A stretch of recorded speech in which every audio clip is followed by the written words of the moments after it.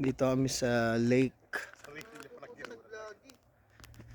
Sama ko yung mga kabatchmate ko. Magpa 5 months na kami dito sa Canada.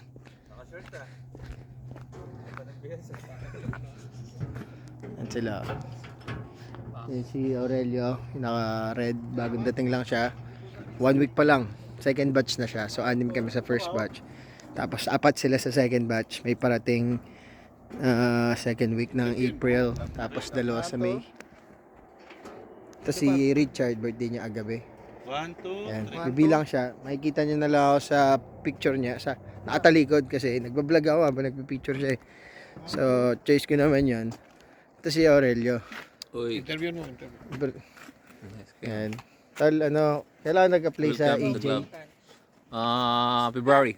February. February. So, parehas tayo. Pares. Nauna kayo. February last, 2023. 23. So, parehas tayo. Pares kayo. Ano Nauna nangyari? kayo. Ewan ko, mabagal yung namin. Mabagal lang yung nag-assist sa inyo. Nag-assist. Pare-pares Ay, na kasi pala tayo. nag-resign yung mga humawak sa amin eh. Tapos, pasa-pasa. Oo, kasi kakarating niya lang. Dumating ako October Sino yung immigration 2023. consultant mo? Dumating siya. Si Rani Labaw. Dumating Karen siya. na ngayon eh. Karen Russell. Hindi si no? Gusto Mary. March Hindi. 2024. So, 5 months. Yan, ito mga batchmate ko. Yun na. Welcome to the lake. Welcome to Port Hardy. Dito Port Hardy. Si JR Tiglaw yun. Okay.